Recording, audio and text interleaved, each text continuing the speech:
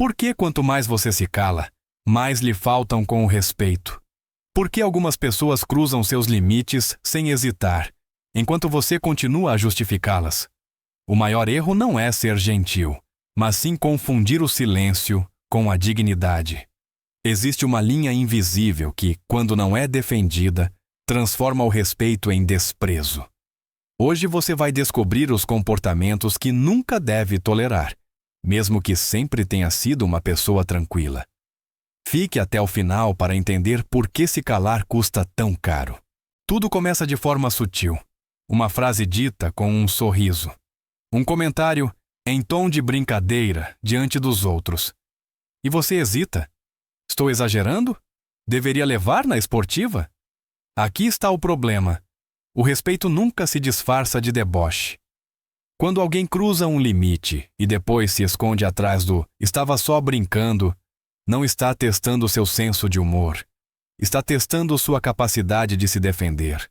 As pessoas que usam esse tipo de brincadeira observam sua reação com atenção.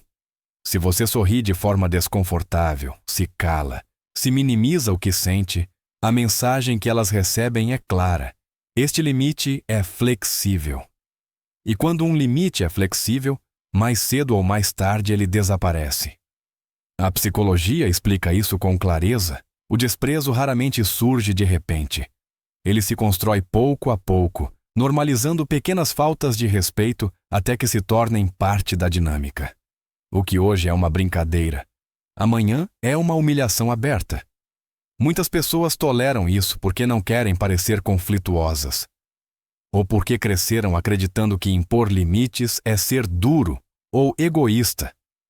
Mas a realidade é outra. Quem se respeita não precisa aumentar o tom de voz. Só precisa ser claro. Não se trata de atacar nem de retribuir o deboche. Trata-se de marcar o limite com calma. Esse comentário não me parece engraçado. Nada mais.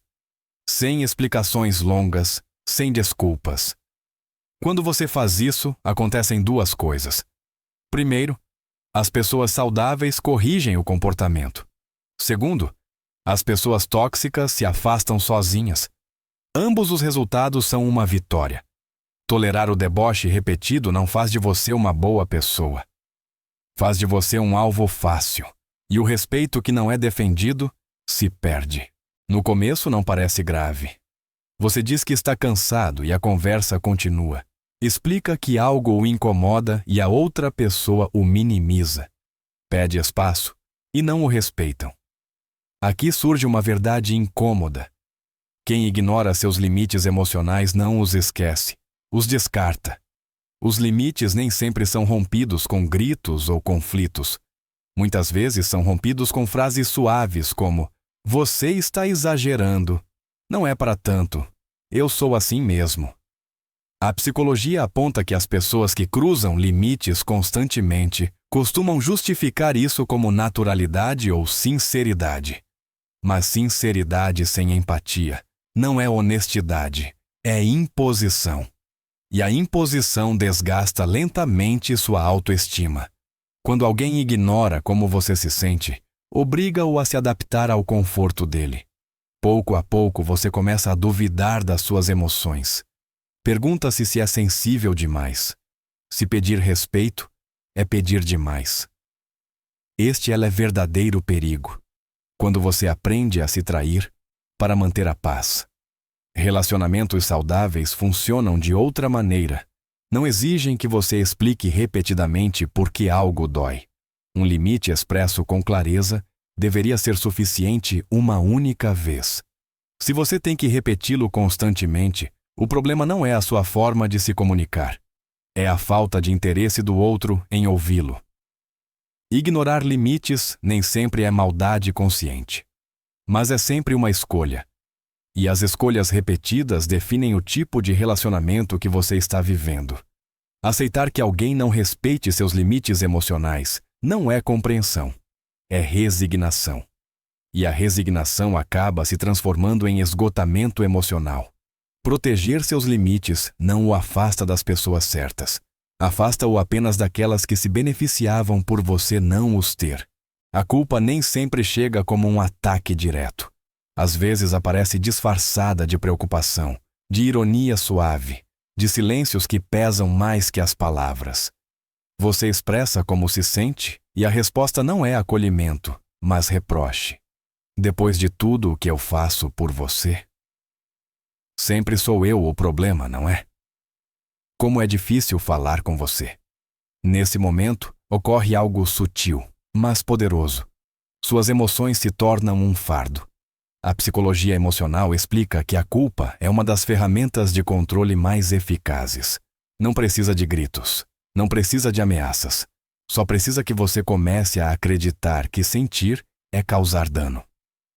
Pouco a pouco você aprende a se calar, a suavizar o que sente, a pensar 2 vezes antes de expressar tristeza, raiva ou decepção.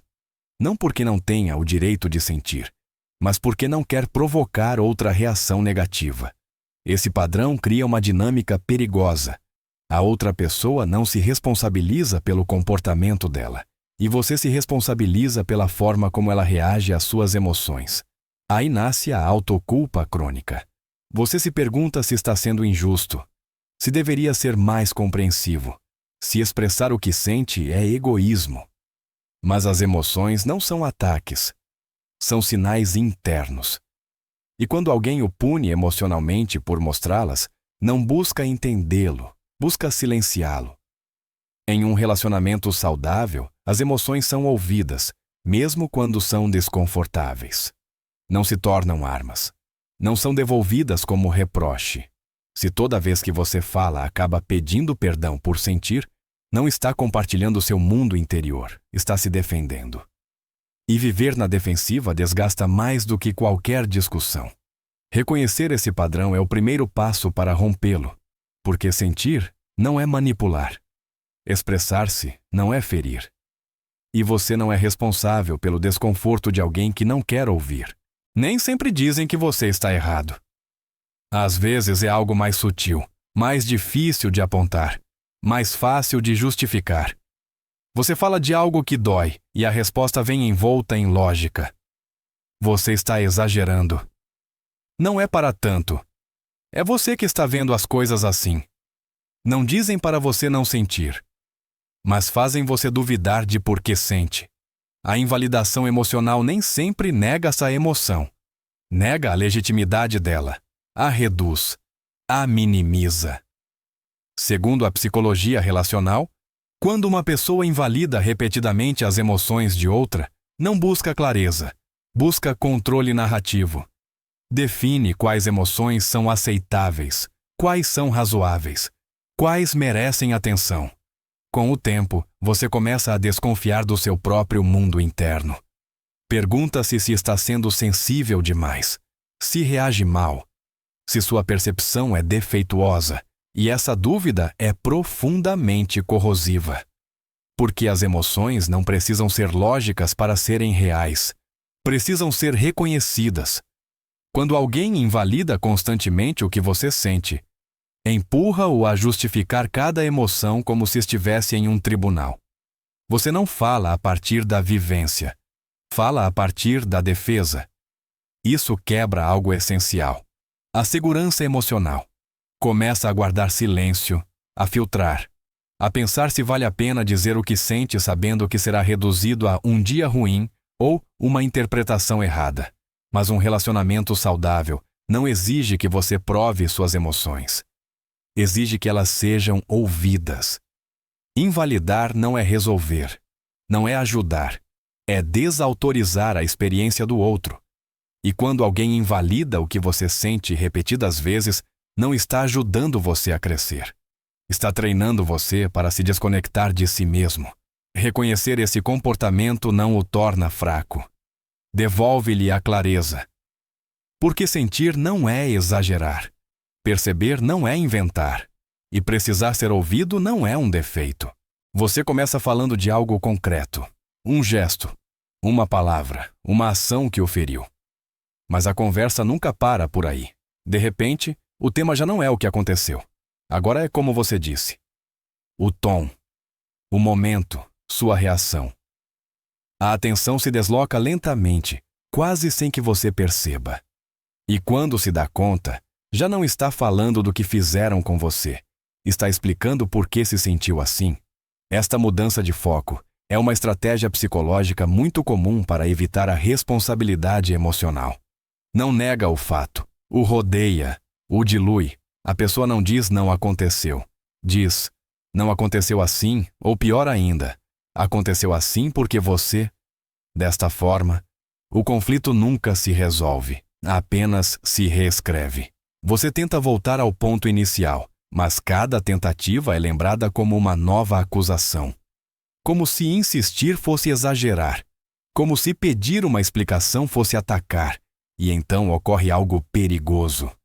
Você começa a se cansar de falar.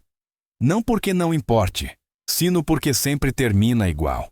Na psicologia relacional, esse padrão cria uma sensação constante de impotência. Nada se esclarece, nada se repara, nada se assume. O foco se move repetidas vezes até que o problema original desaparece, sem ter sido resolvido. E quando não há responsabilidade, não há mudança. Um relacionamento saudável permite voltar à origem do conflito. Permite dizer, aqui eu errei. Permite reparar. Mas quando alguém evita sistematicamente esse ponto, não está protegendo o relacionamento. Está protegendo a própria imagem. E você, sem perceber, acaba carregando o peso de tudo. Reconhecer esse comportamento não significa buscar culpados. Significa recuperar o direito de que o importante não se perca no ruído. Porque falar não deveria ser uma batalha de desvios. Deveria ser um caminho em direção à clareza. Não acontece de repente. Começa devagar, quase de forma invisível. Você se lembra de algo que aconteceu e a resposta é imediata. Isso nunca ocorreu. Você está inventando. Você está se lembrando errado. No início você hesita só um pouco. Entende que qualquer um pode se enganar. Que a memória não é perfeita. Mas quando acontece repetidas vezes, algo muda. Você começa a se questionar não apenas sobre o que se lembra, mas sobre sua capacidade de perceber a realidade. Este comportamento, conhecido na psicologia como distorção da realidade, é uma das formas mais profundas de controle emocional. No ataca uma emoção específica. Ataca a própria base da sua confiança interna. Se você não pode confiar no que viu, no que ouviu, no que sentiu, em que pode confiar? Pouco a pouco você busca validação externa para tudo. Relê mensagens. Relembra conversas. Precisa de provas para se sentir seguro sobre algo que já viveu. E isso desgasta. Porque um relacionamento saudável não exige evidência constante para validar sua experiência. Ouve, contrasta, dialoga. Mas aqui não há diálogo. Há negação repetida. Quando alguém insiste que sua versão dos fatos está sempre errada, não está defendendo a verdade. Está reescrevendo a história a favor de si mesmo. E você, preso nessa névoa, começa a se adaptar, a se calar, a aceitar versões que não se encaixam totalmente, apenas para evitar o conflito. Esse é o custo mais alto, deixar de confiar em si mesmo. Reconhecer esse comportamento é recuperar o chão sob seus pés, não para atacar, não para provar nada, mas para voltar a acreditar na sua própria percepção. Porque sua experiência importa, sua memória importa. Sua realidade não precisa de permissão para existir. Quando você olha para todos esses comportamentos juntos, algo se torna claro. Não são episódios isolados. Não são mal-entendidos pontuais. São padrões. E os padrões não aparecem por acaso. Durante muito tempo, talvez você tenha pensado que o problema era você, que sentia demais, que pedia demais, que interpretava mal as coisas. Mas nenhum desses comportamentos nasce da sua sensibilidade. Nascem da incapacidade do outro de assumir a responsabilidade emocional. A psicologia explica isso com clareza. Quando uma pessoa não consegue tolerar a culpa, o desconforto ou o conflito interno, ela desloca esse peso para fora. E quem está mais próximo costuma carregá-lo. Você. Por isso acaba duvidando. se calando, se adaptando, se diminuindo. Não porque seja fraco, mas porque tenta manter o vínculo. Mas um relacionamento que só se sustenta quando você se torna menor não é um relacionamento equilibrado. É um relacionamento onde um domina o espaço emocional e o outro sobrevive nele. Reconhecer esses sinais não significa demonizar ninguém. Significa parar de se trair. Porque sentir não é um erro. Lembrar não é um ataque. Pedir clareza não é exagerar. E quanto antes você entender que não é demais, antes deixará de tentar se encaixar onde sempre fazem você duvidar. Este não é um chamado para confrontar. É um chamado para observar, para nomear o que antes não tinha nome. A partir daí, as decisões se tornam mais claras. Não todos os relacionamentos devem ser salvos, mas todas as pessoas merecem se sentir seguras dentro de si mesmas.